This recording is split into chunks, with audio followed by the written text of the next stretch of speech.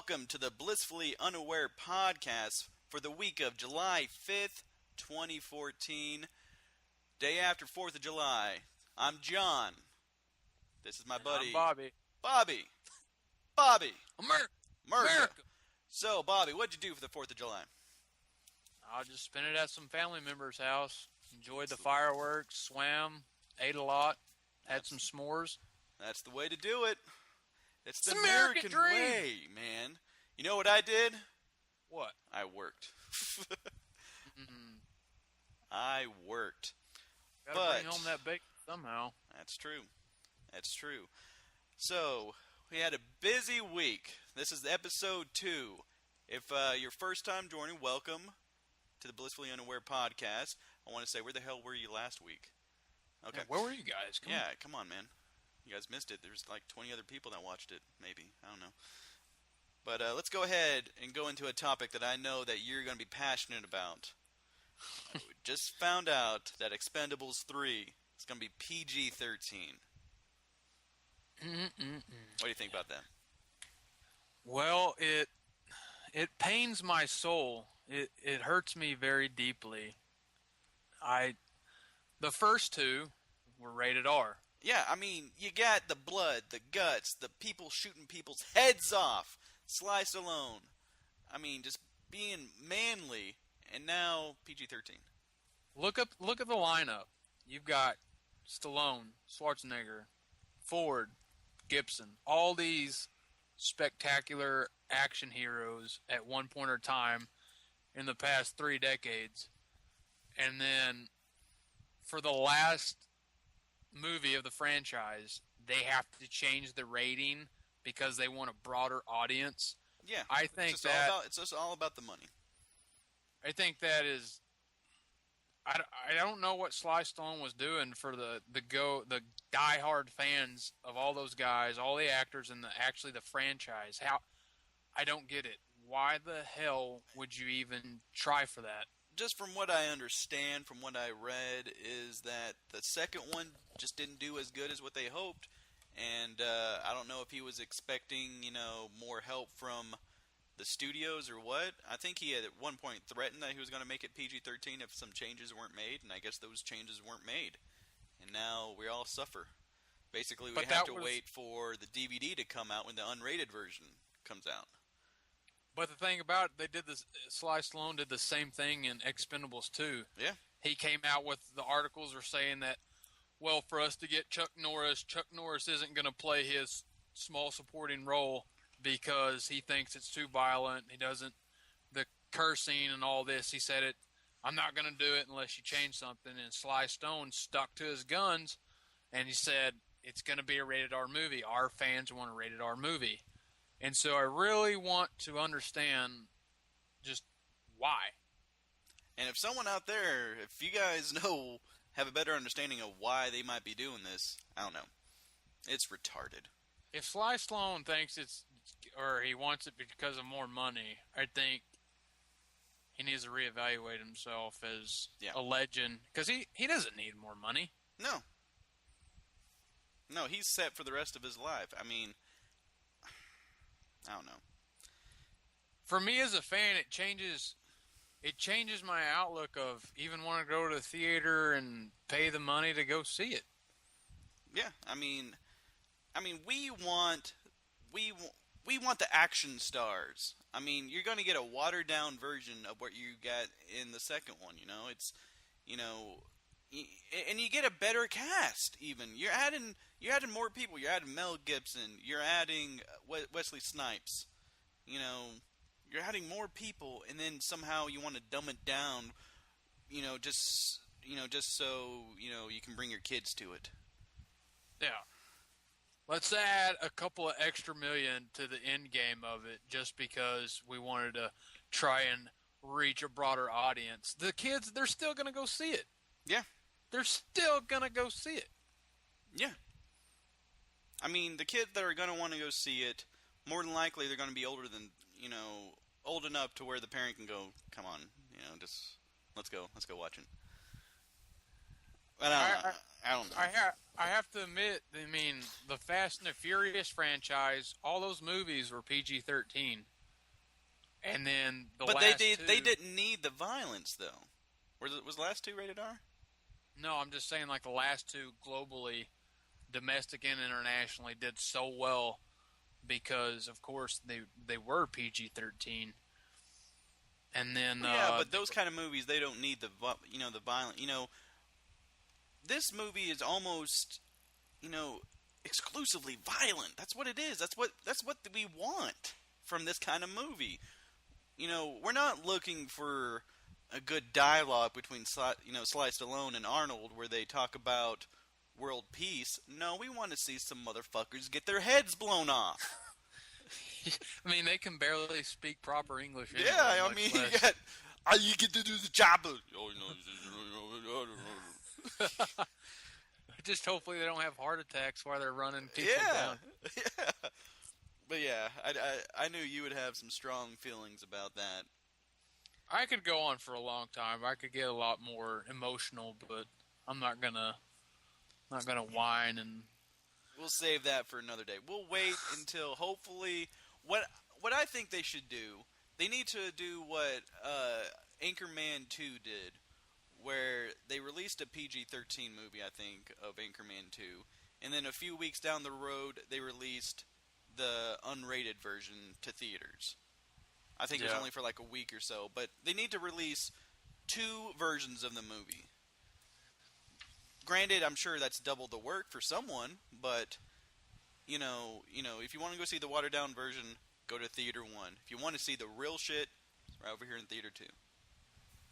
And before we go on, every one of those guys that have been mainstream action heroes, they've all done rated R movies.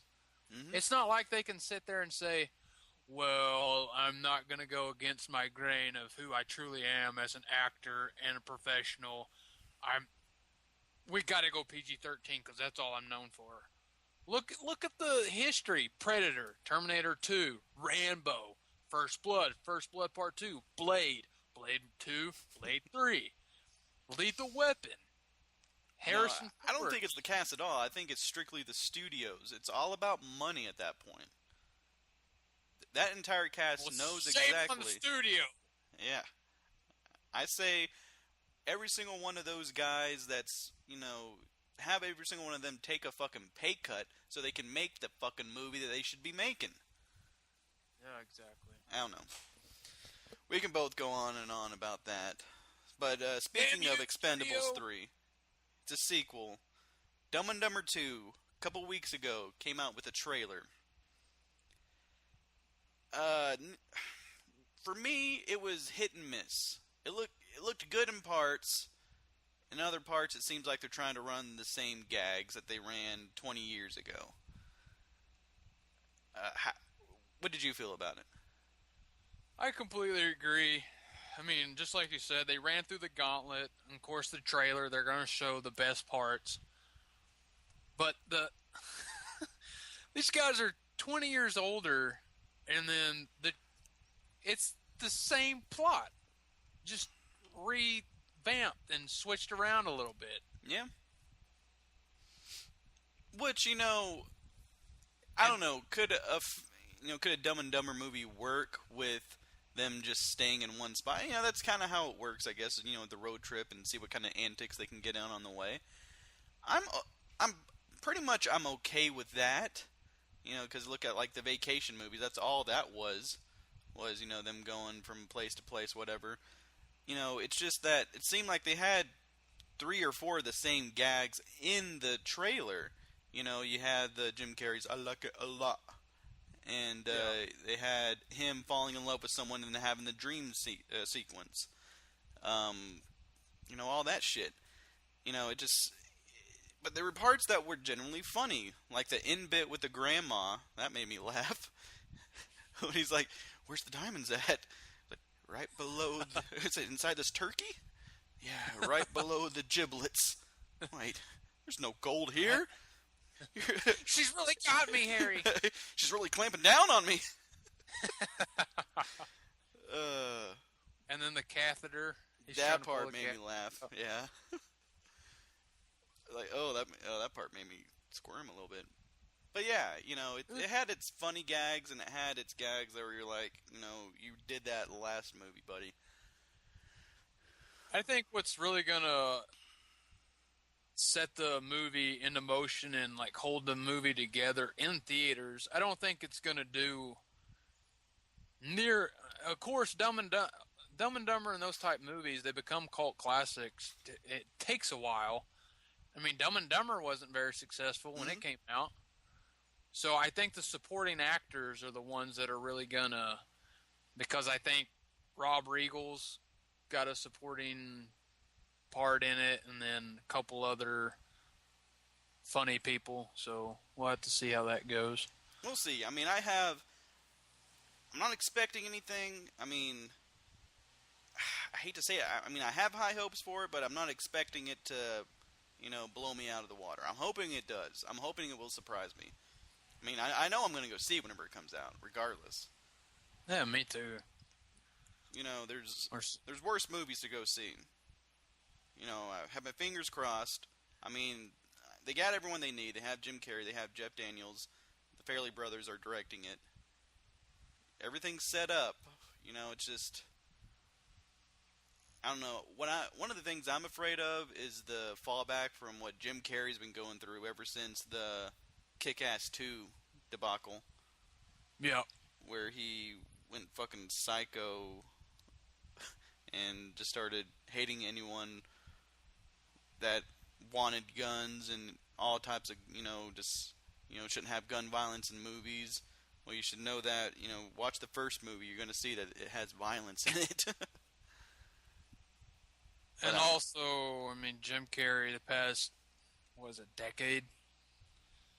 He's really been. He's been. I remember. Whenever I remember talking to our other buddy Charlie. We were talking about one day. What has Jim Carrey really done in the past few years? That's actually worked. 2004, was that Eternal Sunshine on the Spotless Mind? Something like that. 03, 04, somewhere in there. I would have to say that's... that was good. What else? Fun with Dick and Jane. I didn't like that. I thought he was pretty funny in his supporting role in the Magician movie. Yeah, Burt Wonderstone. Yeah. Yeah, I watched that the first time a few weeks ago. Yeah, the movie was all right. It didn't get great reviews or anything, but... He was at that kid's party and he does the trick with the nail. He just hammers it into the table with his head. That was good. And the thing is, he's good. It's just he's starting to do what all comedic actors do, is they've eventually, because he was doing it there for a while, where they want to go into either darker roles or more serious roles. Yeah, he played in the horror movie Number 23. Number 23, yeah. That's what I was thinking of. And then I watched that a couple of months ago. Was that any good? That's one that I missed somehow. You need to watch it. Out of 10, I'd give it a 6, I guess. Yeah. I mean, I know it didn't get great reviews or anything, and I just one of those movies where I never took the time to go search it out or anything. Had no reason to. And then he did other movies. One of his more serious movies, I really liked that movie. What was it? Where he was in a reality show his whole life. Was it The Truman Show? Truman Show. That was good. Of course, that was probably 15 years ago as well. There's another movie where I think he plays, like he has amnesia or something. He doesn't know how to... The Majestic, where he goes into a town and I think he has amnesia, but everyone thinks he's someone he's not or something. I forgot what it was.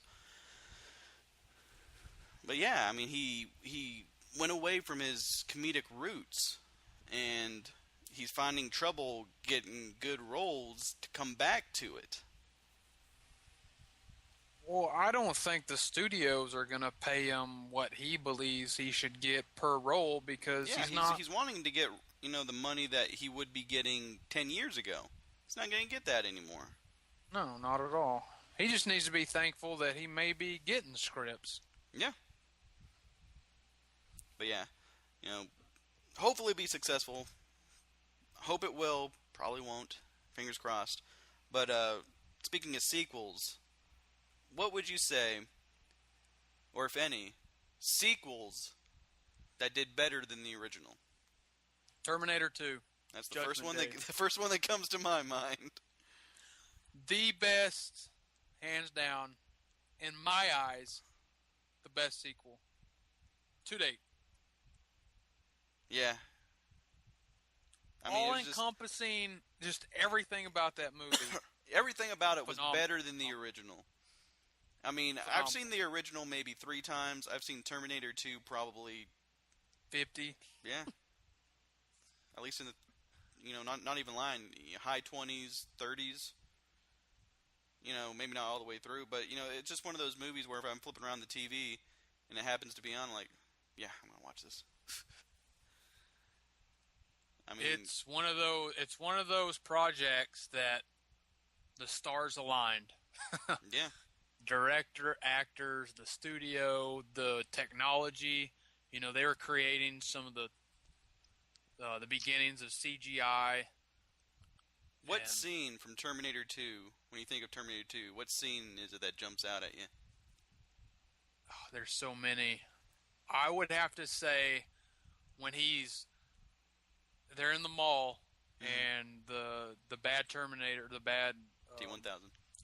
T-1000 was looking for John Connor, and then you have Arnold coming around. He busts through the doors, and he's getting in the rose box, and he takes out a shotgun, and he gets the lever action, and he puts one in the chamber. Get down.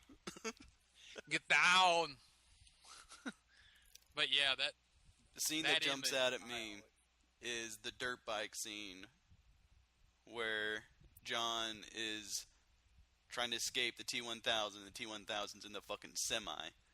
Oh my god, that scene just gives me a chub just thinking about it. Mm-hmm. But yeah, I mean that was just a great movie.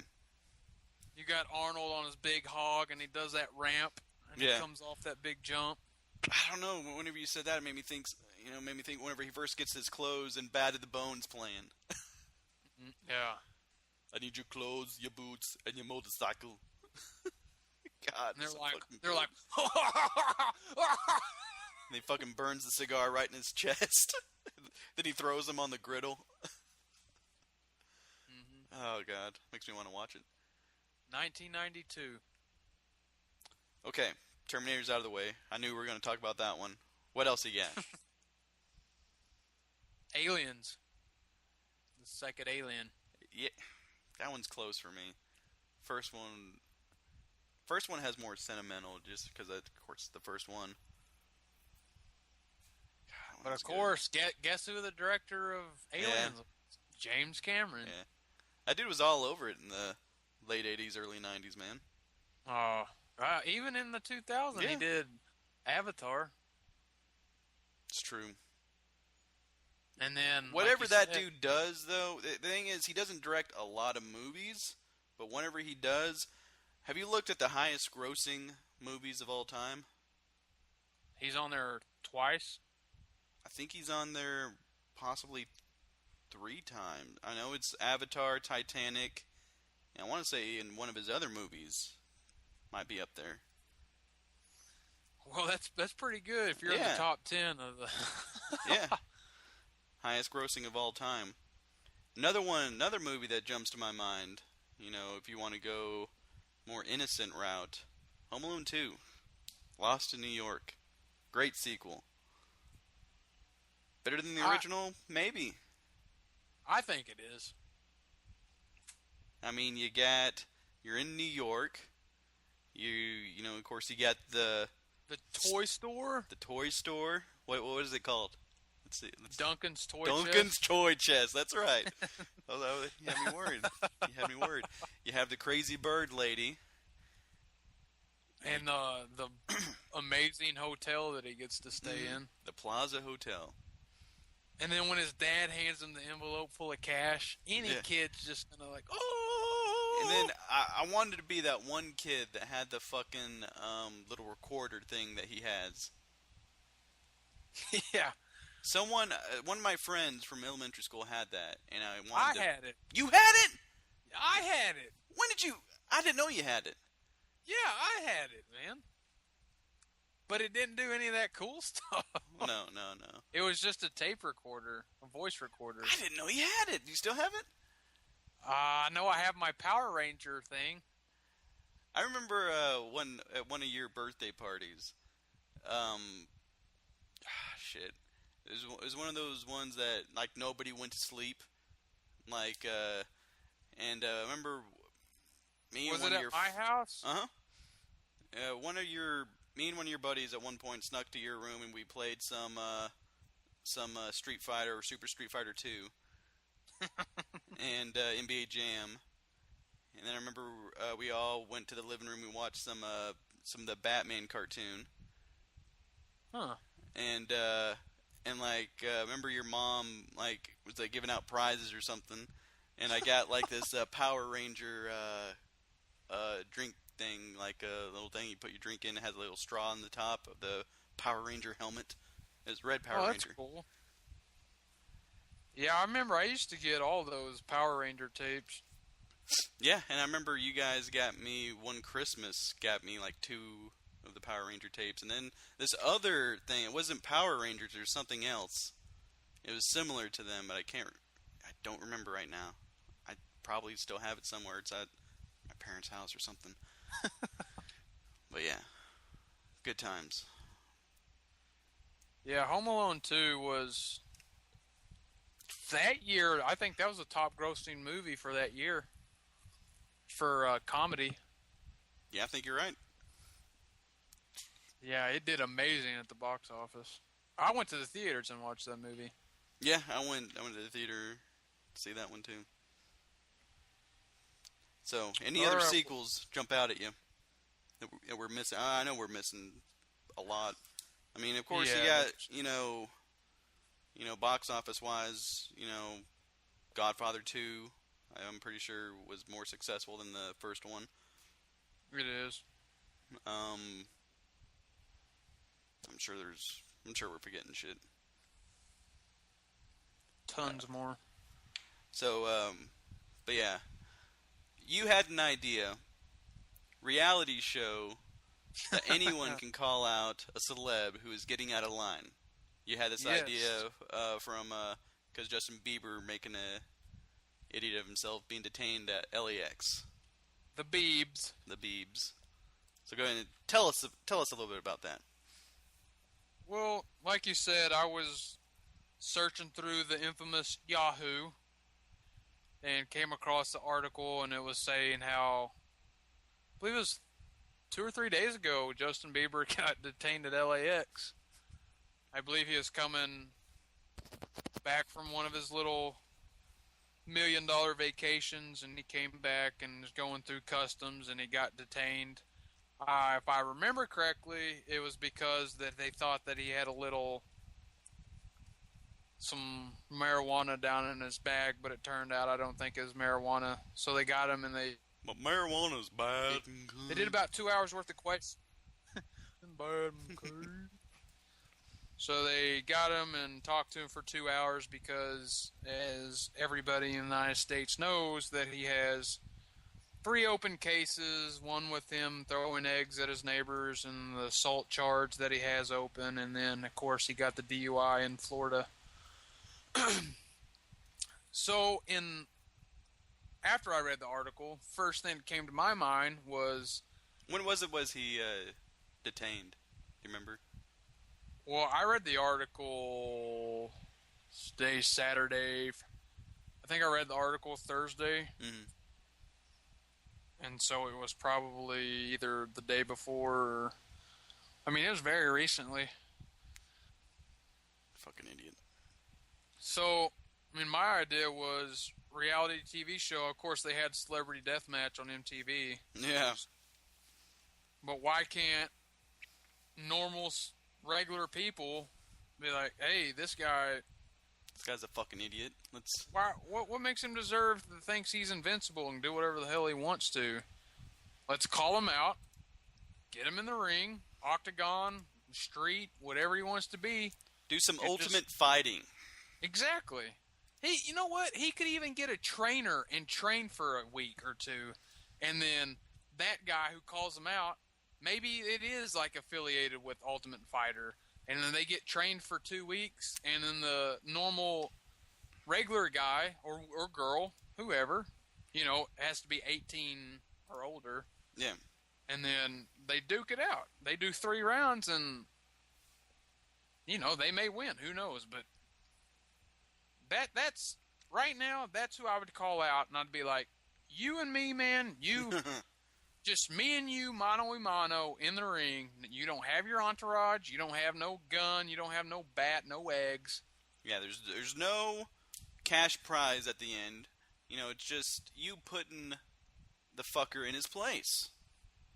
Yeah, who knows? He might put me in my place.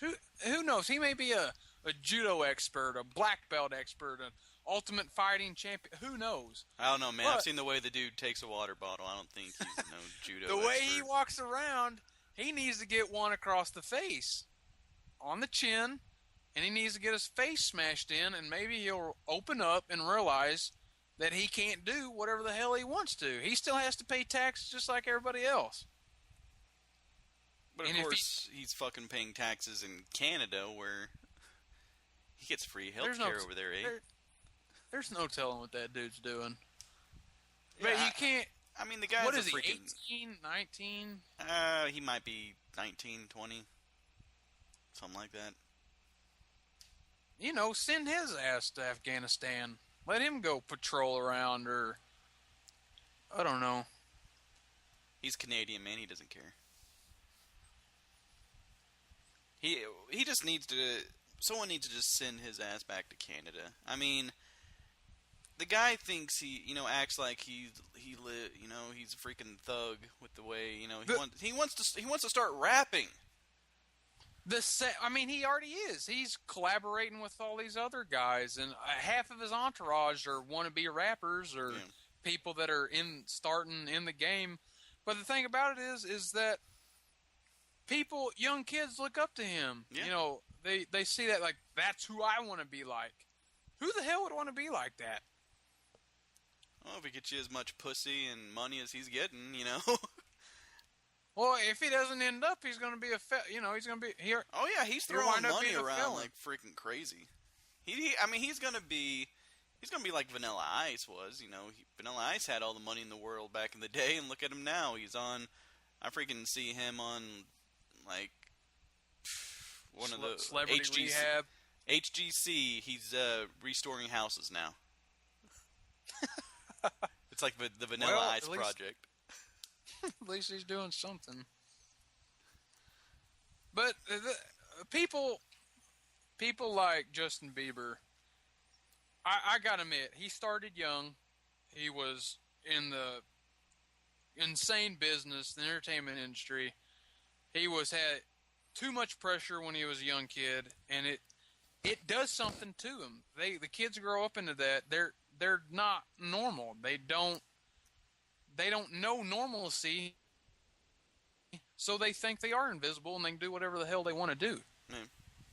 They need to be set right, and people need to figure out how to set right, and I think this reality TV show would be the first way. So basically, if you're a celebrity, if you're in the limelight of some sort, musician, television star, singer, whatever, and you fuck up like, that Amanda Bynes, Lindsay Lohan, all those people that just continuously, they fuck up, just give them, allow the public to basically do what, talk show hosts can't do. Talk show hosts can't really talk down to them, or, they'll never get on the show, or they get bad, publicity or whatever. Just give them one on the chin. And just maybe even have a reality show where you get them as a group, and they have to go through they have to do teamwork, like the real world challenges or whatever it is. Yeah. And they have to go through, and they have to struggle, they have to suffer, and they have to get through these things to get out of the to get out and to realize that basically, I mean, of course, this is just dream talking, but basically, so they can't get out of it. They can't, say, hey, I'm, do you know who I am? Kind of shit. The second they walk through the doors shut. They're nothing. Yeah. They lose their cell phone. They lose their entourage. They lose their money. They're given almost a prison outfit, just a little jumpsuit. And they say, you got 3 weeks to train. Train your ass off. The person that's called you out, he's training his ass off. Yeah, and they'll get a trainer. Yeah. They'll get a trainer. They'll get 3 meals a day. Yep. But that's it. For 3 weeks. There ain't going to be no chef cooking them food. Like, they have to, they have to fend themselves. They have to cook their own food, be it ramen noodles and tuna, mac and cheese. Just, they are fighting for to not get killed. What's the title? I haven't thought of that yet. Oh, man, I was hoping you had a good title. To be announced. Maybe that's what our 3 fans that listen to it, give us your idea. What should the name of the show be? The winner gets a thumbs up from me. Or gives us a twist on the reality show. Yeah. Give us your ideas of what's a TV show you've always wanted, or give us what celebrity would you call out? Yeah. Who are you gonna call out? Who are you gonna call out? Now, let's go to little lighthearted trivia. Ooh, trivia. Little lighthearted trivia. Now, in case you don't know, what we do is a few days prior to the podcast, we give each other 3 categories to pick from. I forgot what I gave you. I think I gave you metal. Slasher. Slasher was last week. Right. This week was metal music, Disney movies, I think, and one other one. And you chose metal. Right. And you gave me history. What else did you give me? Gave you history, and then a category I called All About the Benjamins, which was going to be questions about money. All things involving money. And I can't remember the other category either. But I took history. So who wants to go first? Do you want to go first, or do you want me to go first? Yeah, I'll ask the questions first. Okay, let's do it. Because I went first last time. That's true.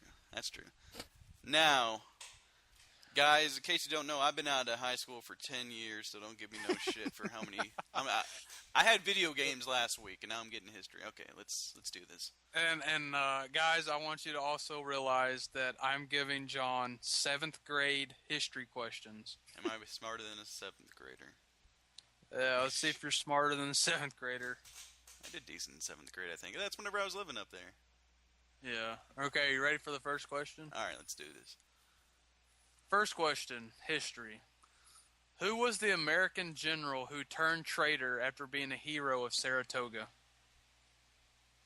Shit. Saratoga. Which one was Saratoga? The only traitor I can think of is Benedict Arnold. You're correct. Shit! Look at me! You got it, man. Nice. That was me punching. Okay.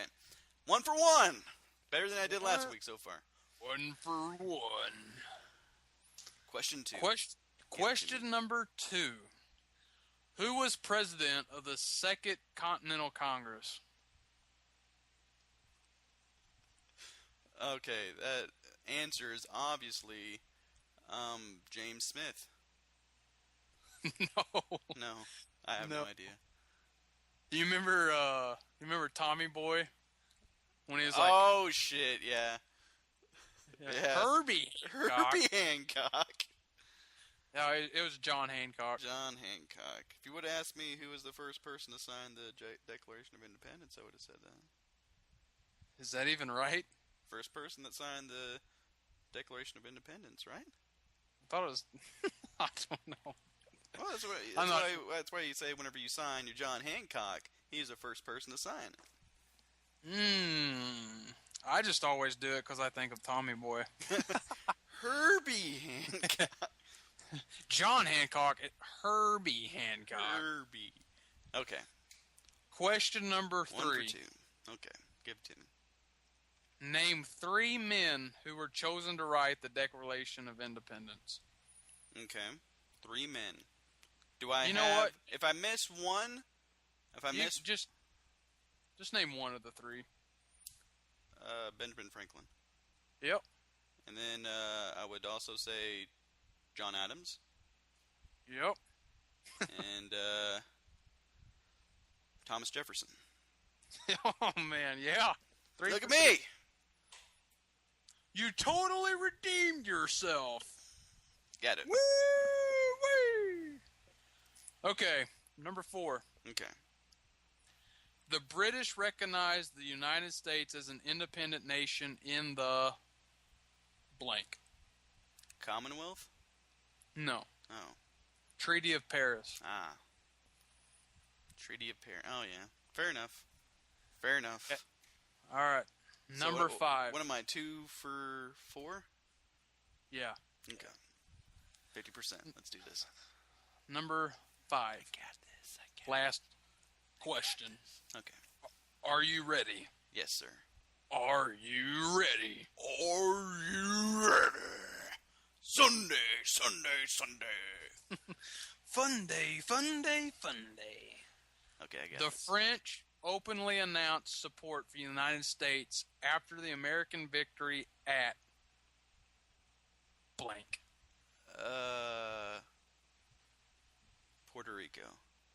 Saratoga. Saratoga. That was my second choice. You know what? You did a lot better than I thought you were going to do. Yes. Thank you for the support. You're very welcome, sir. Okay, so 2 for 5. That's better than I thought I was going to do. I would be surprised if you get 2 questions of mine because I think I went a little bit too difficult on this. Because You probably did.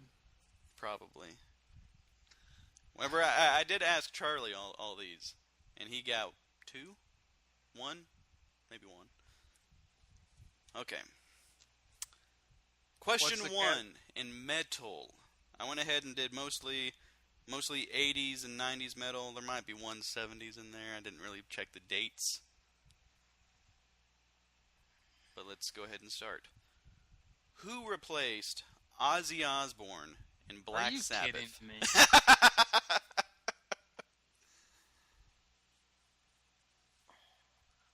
I don't know. Not even a guess. Would I have an idea of who he was? Huh? Or who he is? Maybe? Would I have an idea? Maybe. I don't know, man. Ronnie James Dio. Oh, man. You knew that now?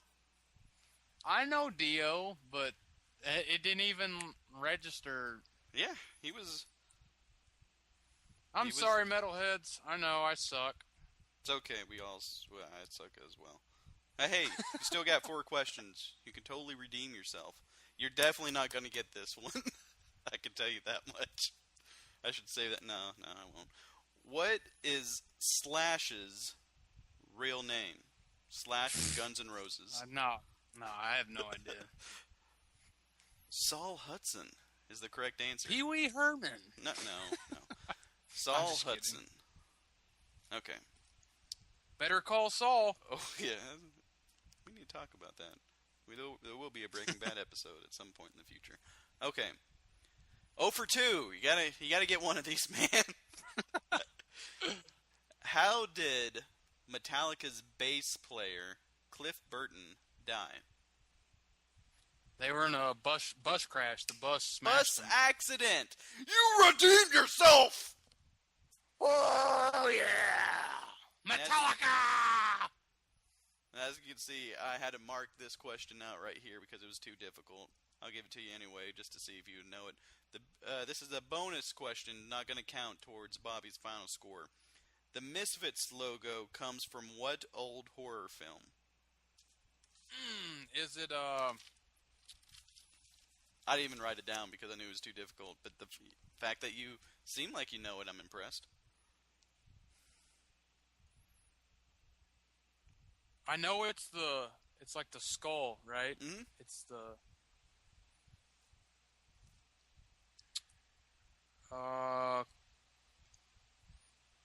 can you give me a year of the movie? I said, have you even heard of the movie? As I was writing it, I thought this was going to be too difficult, so I just marked it out. I didn't even put the answer down. Oh, okay. I was thinking like Nosferatu, but that's a vampire movie. I don't think it has the. It was an older movie. If you knew it, I would be surprised. But so you didn't even write the answer down? I didn't even write the answer down. I was writing, and I was like, "That's going to be too fucking hard." I marked it down. Yep. Okay, this is an easy one. You should be able to get this one. So far, you are 1 for 3? Yeah. Okay.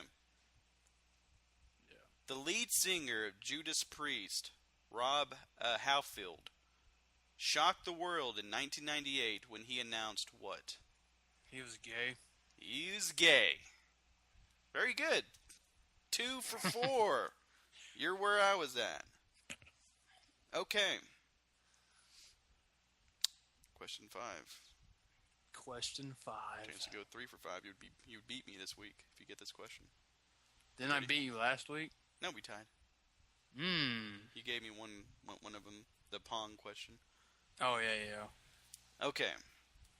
Dave Mustaine, original guitarist for Metallica, was kicked out of the band in 1983. What band did he end up forming later that same year?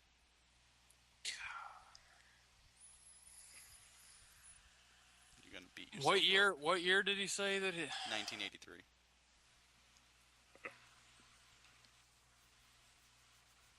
You're gonna punch yourself when you hear it. I've watched so many Metallica. Oh man, this really sucks. Is it?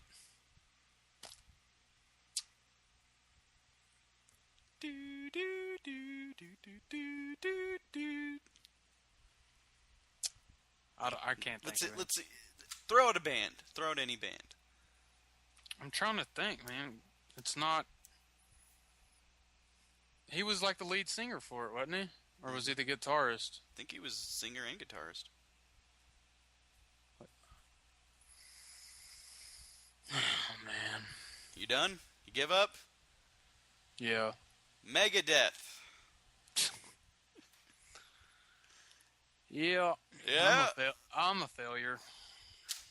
You're not a failure, Bobby. You got 2 out of 5, same as me. We both suck equally. We both suck the big one.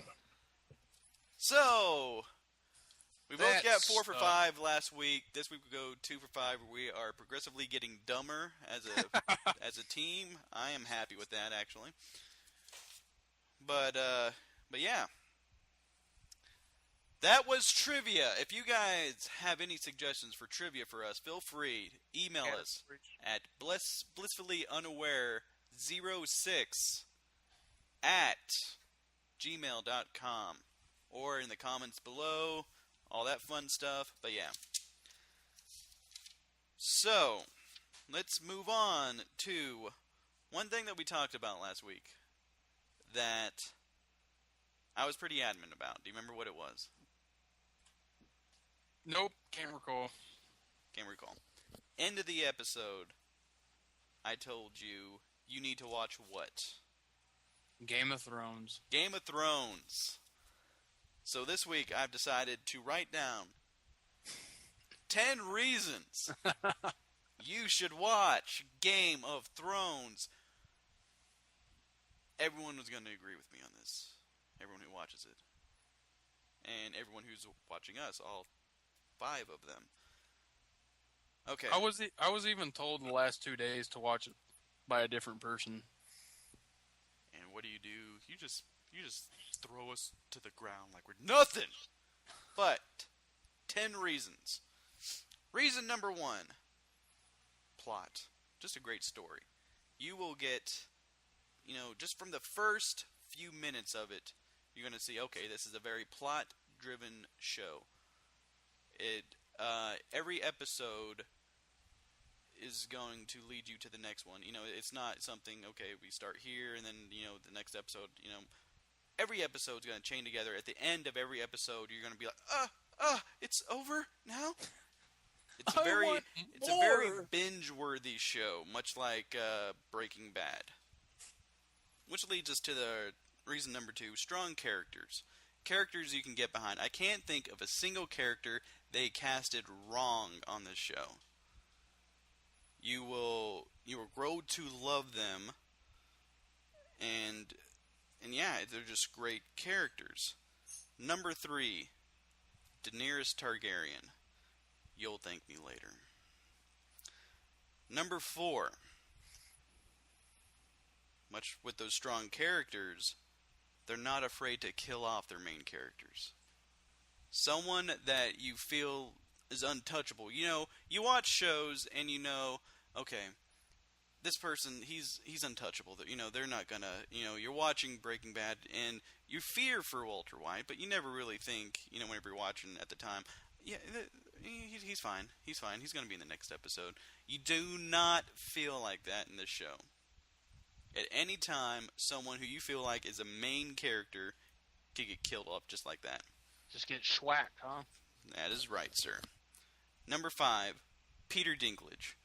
He plays Tyrion Lannister, the imp. Do you know who he is? He's the dwarf. He's the dwarf. He played in the movie Elf with Will Ferrell. He played the writer who they brought in. But yeah, he's just a great actor. He's won an Emmy for his role in this. He will quickly become your favorite character in the show. Once again, like I said, whenever you get a favorite character, that guy said. Yeah.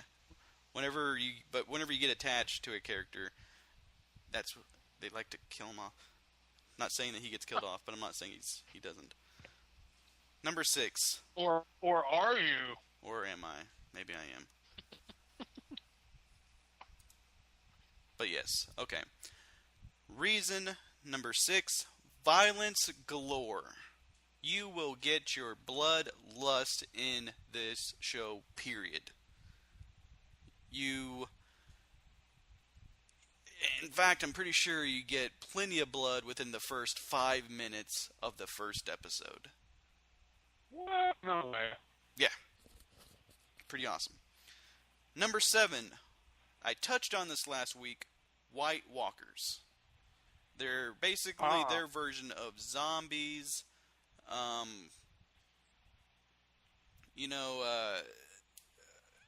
It's hard to go into. They make an appearance very early in the show, and then they seem to kind of go away, but then they come back. It's hard to explain, but yeah, White Walkers. They are awesome. Okay. Reason number 8, plenty of sex and nudity, and what guy doesn't like that? You get the boobies, you get the you get the Yes, you get plenty of that. Number 9, they are 4 seasons into the show, so you got plenty of time to watch, plenty of time to play catch up. You don't have to rush yourself through it, and you don't, like whenever you get into a show that's only 1 season in, you're like, oh God, I'm almost done with it. You have 4 seasons to catch up on. 10 episodes per season. You got 40 episodes to watch, 40 hours to enjoy. Number 10, it's not just for men. At work, there's just as much women watching it as men. So, even Chelsea would like it. The Whipple? That's right. Which, if you're like me, it's hard to get into a show without the wife getting into, because, whenever you sit down to watch it, you're like, oh, I want something we can both watch. Oh, now I can't. Okay, yeah, we'll watch something else. Your wife would like it. Don't take. My wife doesn't like it, so don't take it from. A lot of women like it. Yeah, 3%. 3%. That was number 10, but I went ahead and gave you 11? and a number 11. That's right. This is a show you can't watch just one episode. Whenever you sit down to watch it, you're going to end the episode and you're like, just one more, just one more. Just one more. You can't, whenever you sit down, you're not going to watch just one episode. So it's a purge fest. It's a purge fest. You're going to watch 3, 4, 5 episodes. I must purge for the bloodlust. Yes, sir. But, ladies and gentlemen, that is my 10, no wait, 11 reasons to watch Game of Thrones. 11. 1 and 1, 11. That is right, sir. We're going to take a quick pause. It won't pause on your guys' end, but it's going to pause on our end. Okay, we are back. We are refreshed. We are ready to talk about some... What, Bobby? Paranormal odd shit worldwide. Yeah, we are. So, why don't you go ahead and take the floor on this one, buddy? So, of course, all you guys know that the Possession movie came out July 2nd. It was called Deliver Us from Evil. Which you watched, by the way. I did watch it. Scale of 1 to 5, what would you give it? Just for all-encompassing everything? Yeah. Probably 3.75. 3.75, which is above average. Above average. If you enjoy the horror genre and the Possession movies, matinee. If you're not going to go to the matinee to watch it, then wait for DVD or streaming or whatever you guys do. It had a good concept, of course. If you don't know a little bit about the movie, the screenplay was adapted from a book called Beware the Night by an NYPD. Yeah, it was by an actual sergeant. detective, wasn't it? Sergeant Ralph Sarcy, and then he got a journalist to help him write it. I forgot that female's name. But they did that, and then, of course, the book did really well, and they adapted to the screenplay, and it's called Deliver Us from Evil. And the story is really good. I have to admit, it was interesting how they played in and brought in. I don't want to get too much into it. I don't want to spoil nothing. But, yeah, if you're a horror geek, enjoy the genre, I would take a look into it. I would love to go see it right now, but unfortunately, my wife, she's not a fan of horror. Which she used to be. I don't get it. She is the one that introduced me to Saw. One of the most graphic, violent movies I've seen. But now she can't watch, she can barely watch, she won't even watch Scream. Which I don't really find that scary. It's not scary. It's just a good It's a thriller. Yeah. Just a good movie. But some trivia for you guys, if you didn't know, the Saw franchise came out, but before the Saw franchise, what was considered the goriest movie of all time was a zombie movie back in 1990 called Dead Alive. And the director was Peter Jackson. And it was based in England. That was a weird movie, though. It was very weird. It was odd. The plot was horrible, but the graphics and then the blood and guts and gore and mayhem was what solidified it is. That's why it's so popular. It's just a gore fest. Cult classic gore fest. Peter Jackson, I honestly think that was the movie that kind of started shining light onto his capabilities. Oh, yeah. Okay. What kind of movies do you like more? Which, me personally, I have a preference. Do you like the more kind of gory, horror movie? Your Saws, or your, I don't know, like a Jason type movie? Or do you like a more of a psychological thriller? Honestly, I think I go into I Back and forth. I teeter-totter on all three. Yeah. I love Silence of the Lambs. I love Seven. I loved the first Saw. I went to the theaters and saw the first Saw. That concept and the story of Saw and the way those guys did it blew me away. The very ending of Saw, when they were building it up and they recapped it and they started showing things that the audience didn't know. And the guy, Jigsaw, stands up in the middle of the room. He starts He was there the whole fucking time. Peels off that makeup, the special effects for the wound, the gunshot, and then he goes walking to the door and how the light's shining, and he just goes, "Game over," and slams the door, and you hear the guy screaming. I mean, it just That was pretty sweet. blows you away. Very depressing. I always tend to, I go with what actually scares me in real life. What scares me in real life is the psychological thriller. Stuff like, what is those psychological thrillers that's been coming out recently that they seem to release like one every year? I'm blanking on the fucking name.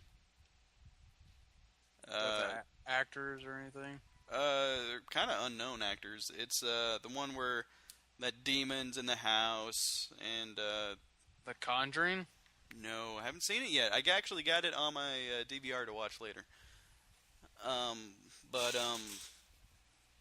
No, it's the demon that's in the house, and like the couple is taunting it, and they call the whatever in to try to get rid of the demon, and of course it takes over the wife who kills the husband, who in the next movie goes and blah blah blah blah. Oh, Paranormal Activity. Paranormal Activity. Thank you, Bobby. It took you 10 minutes, but you got it. Well, I was distracted. I was freaking playing win, lose, or draw over here. Well, I mean, all what you were describing, like all. I know. It's any movie. Years. It's any movie. Every But those are the damn kind of movies that actually scare me because,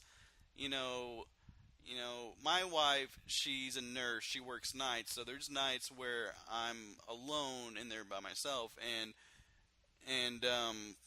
so you sit there, you lay there, and you kind of wake up, and you look in the corner of the room.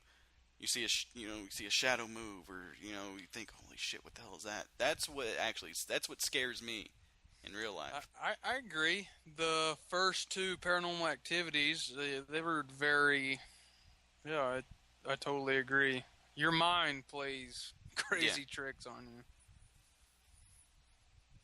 Okay, so we'll get off of the movie aspect of the paranormal and odd stuff throughout the world. What do you think about some of the conspiracy theories in our world, just in our lifetime, in the past 30 years? Well, the one that interests me the most, which I don't know if you remember when I was younger, I used to have, not an obsession, but I used to get a bunch of alien stuff. Right, yeah, I remember. I had like the alien poster, had like a little alien doll that I called Leon. His first initial was A. Alien. Yeah, well, anyway. But oh man, get the drums. Yeah, see, there you go. But yeah, Area 51. In fact, there was a game I remember called Area 51. It was not really a shooter. It was I don't know. Good game. It was a shooter. It was arcade. It was there's a name for it. It's not a side-scrolling shooter. It's I'll think of it later. But yeah, that's one thing that's always interested me. Is Area 51. Was there, did they find anything in Roswell? I don't know. Do I think, but, when you think about it, how big this universe is, do you think we're the only living beings in this universe? No. Something's out there. Yeah. They're out there. I mean, are they what we picture them to be, this force that is going to come here and just fuck us up and kill everyone? No, probably not. They might look exactly like us, and just thinking the exact same thing. Is there anything out there? But, it's almost egotistical to think that we're the only things in this world. Yeah, we're definitely not. What about you? What? I'm gonna go with. I agree. The Area 51 for the longest time was one of my favorites. I did a lot of research on it. I watched a lot of documentaries on it. Yeah, I got real upset that like on History Channel they always have like a week dedicated to Area 51 and aliens and all kinds of shit. Actually, it was just like a couple months ago when I was in Arkansas. I was flipping through the channels and Jesse the Body Ventura, he was doing a TV show when he was riding his motorcycle. Him and this guy, they were riding around, and it was a whole thing dedicated to Area 51. And Jesse the Body gets up and he gets off his motorcycle and he goes up to the fence and he's like, "I'm an ex-governor. They're not going to shoot me. They're not going to shoot us. We're innocent people. We're just trying to learn the answers of what's going on."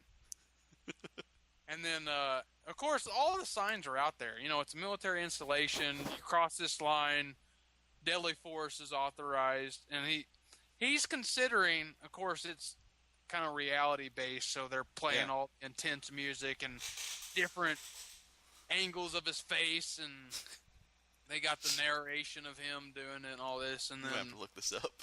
It wasn't 2 minutes. It's probably shorter than that. But, of course, I mean, there was a security patrol, a vehicle rolled up, and two guys in this unmarked 4x4, and they were just up there in their huge goggles, you know, checking these two guys out, thinking about they're going to trespass across the installation.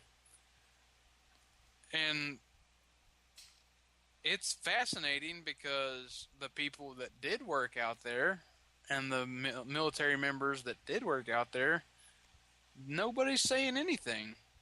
The only best conclusion that anybody's ever come out with is that it was for the weather balloon.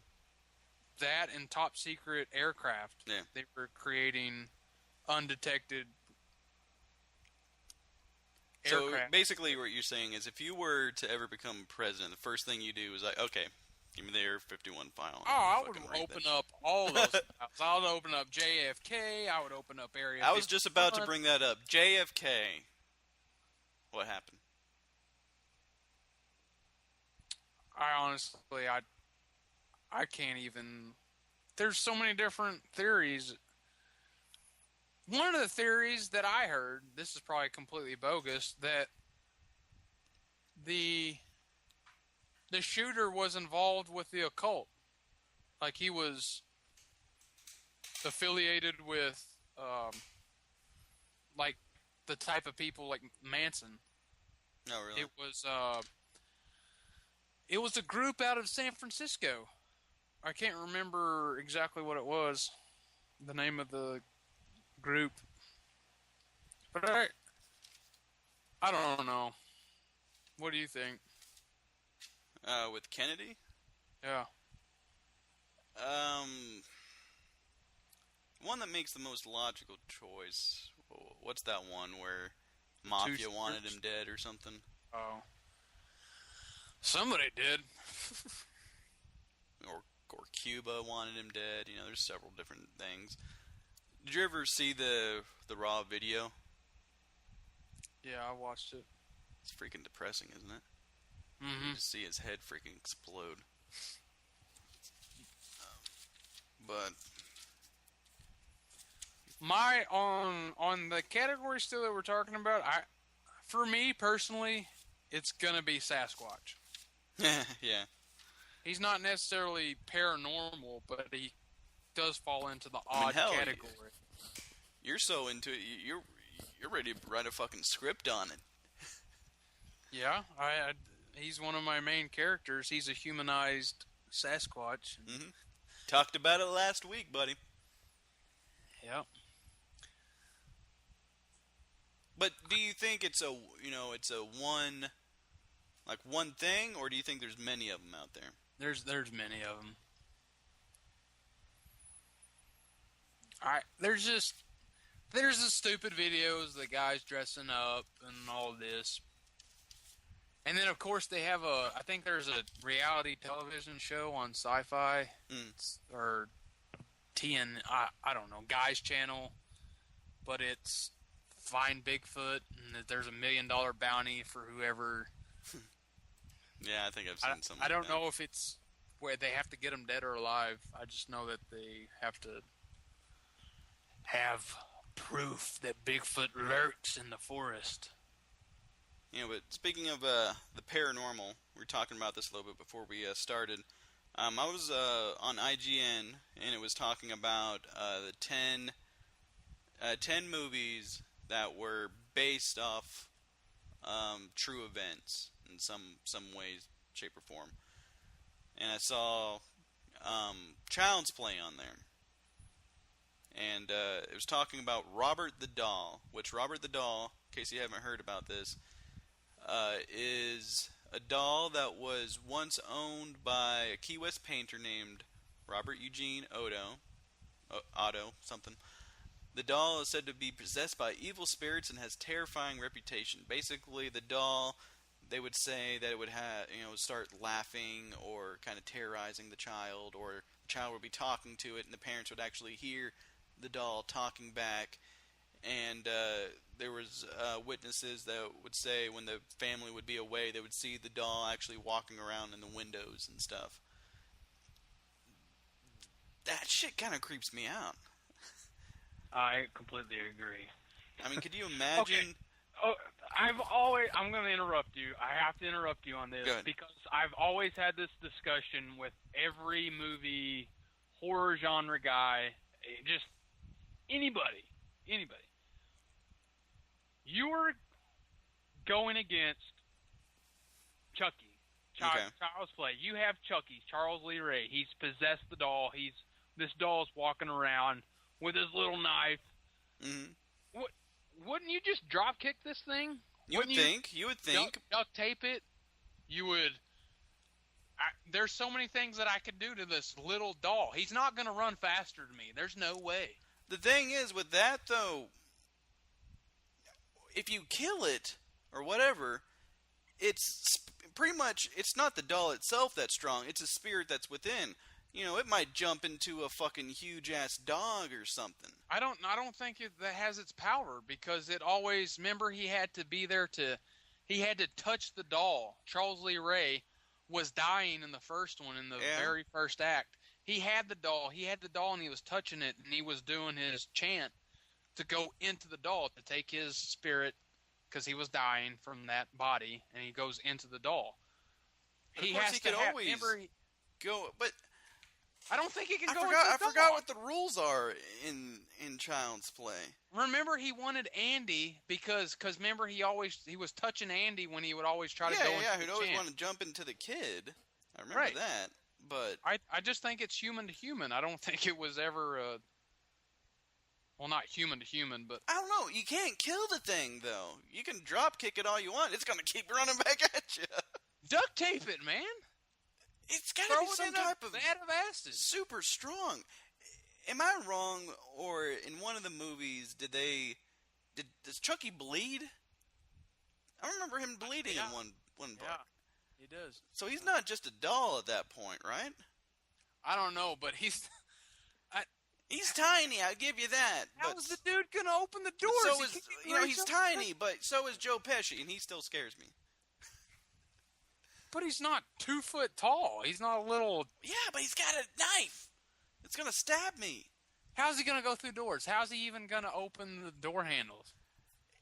Dude, he gets a stool, man. That dude is crafty. He uses the shoelaces that's on his little bitty shoe, and he goes up there and fucking... He gets in there.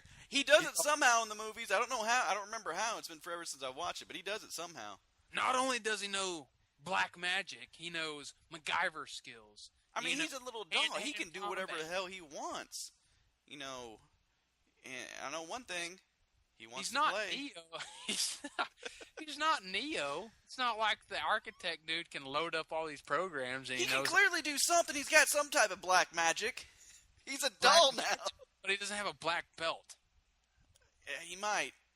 I'm pretty sure Charles Lee Ray did have. Black belt. That's all I'm saying. Okay. Let's move on. What else we got?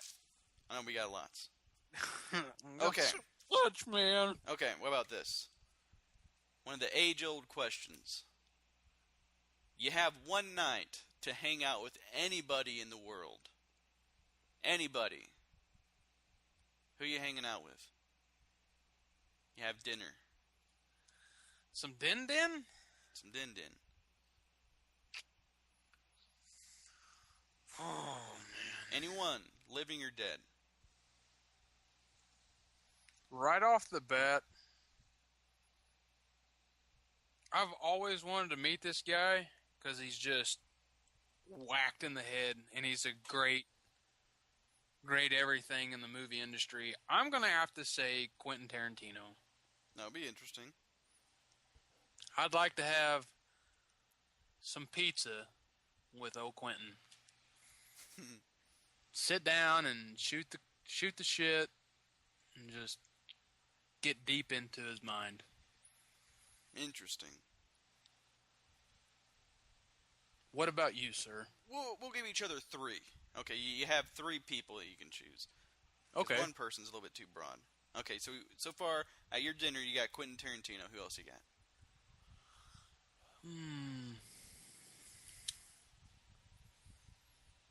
I would have to say it's a lot of movie guys, so I'll try to branch off from that. No, you can go all movies if you want.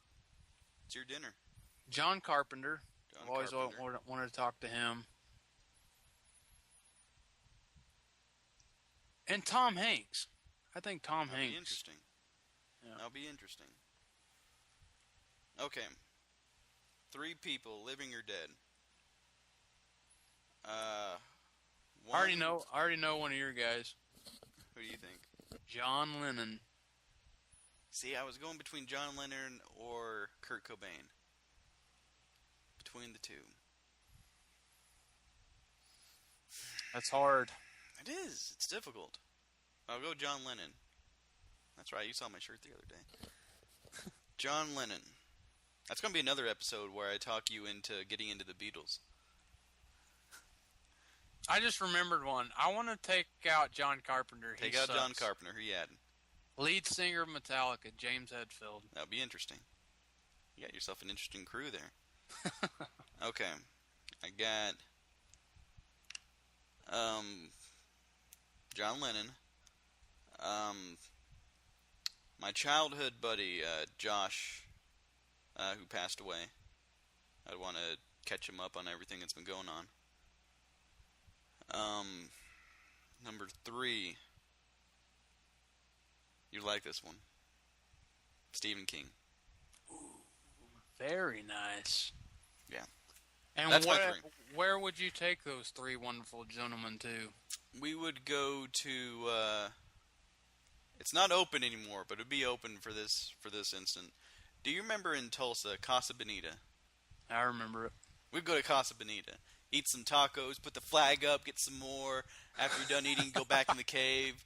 You go to the arcade thing, have some fucking fun.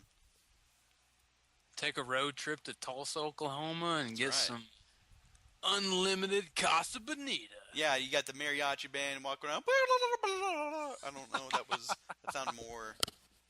That was more like even the Taliban. close, man. But yeah, that would be my 3. You add those 3 together, get to 6. Me and you, that'd be an interesting dinner, man. I'm not cutting the bill. We'll make Stephen King a... Well, who would you say out of all those people would be the richest at the table? John would Lennon, have maybe. right now after that, or it would be a toss-up between I think Quentin Tarantino or Stephen King. Yeah, that's true. That could be some trivia that we find out for the next. That's right. We'll put it down in the answers below whenever we find out who out of those 6 people would be the richest, wealthiest out of that group, or maybe one of you guys know. I don't know. Find out for me. I added this to my list not long, a day or two ago. But I don't know how true the rumors are, but I heard that. You remember the movie Hocus Pocus? Oh yeah.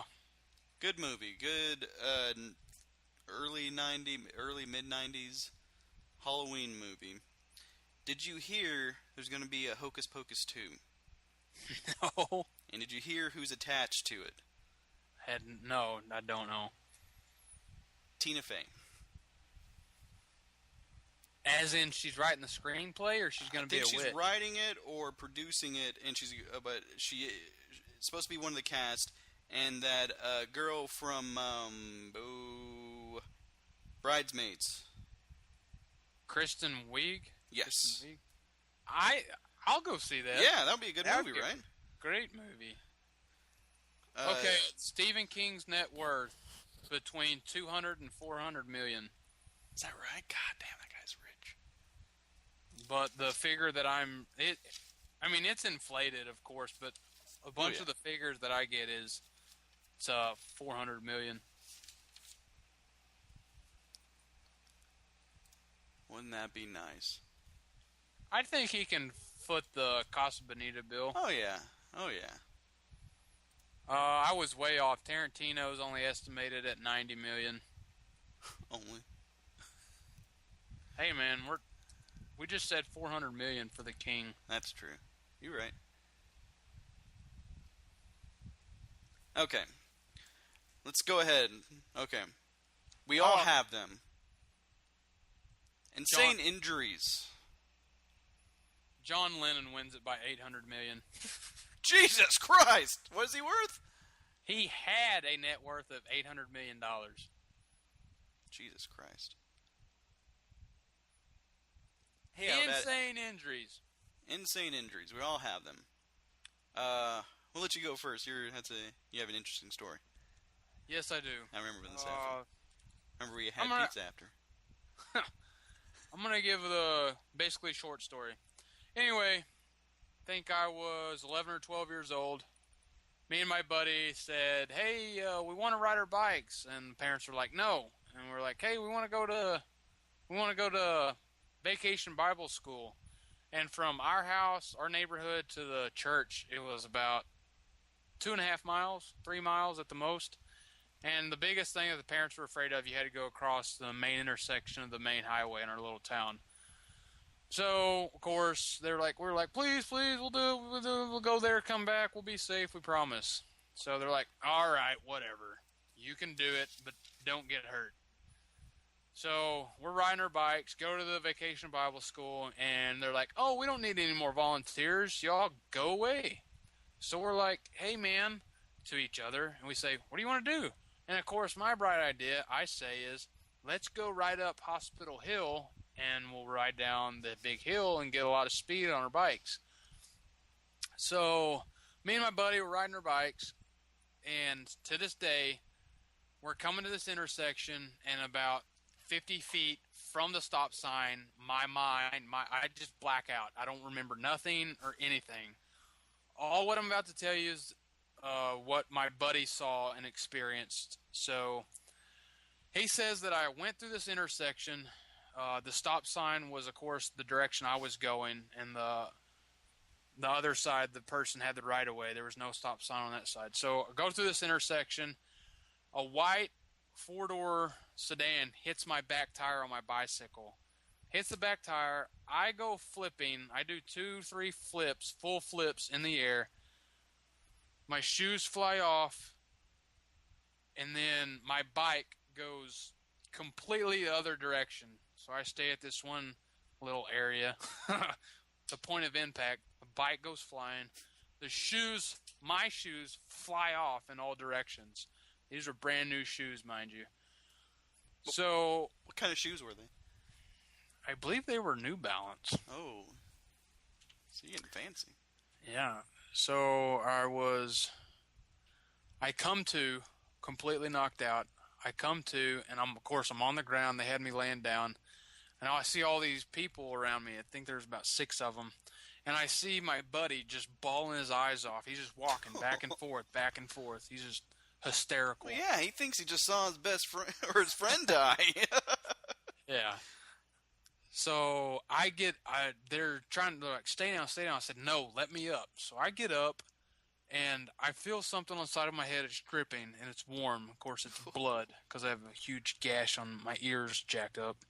So I'm walking around, and these people, they're first responders. They're like, look, you really need to lay down and just sit down. The ambulance is coming. I was like, no, I've got to find my shoes. My shoes are brand new.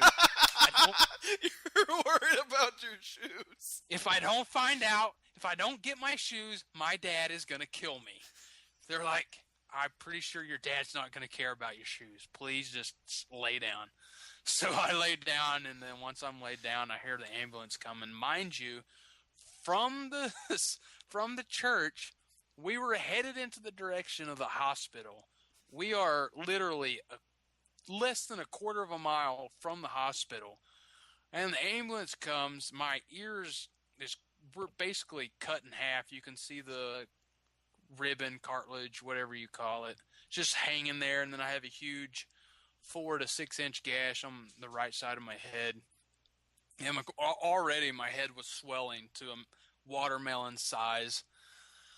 Ambulance comes, and they get me, and they take me and get to the hospital. Mind you, we had to pay a $600 ambulance bill back then. You're like, over 16. I'll just ride my bike the rest of the way. I'm almost there. That's exactly what I said. I was like, I don't need an ambulance. I can just literally walk to the hospital.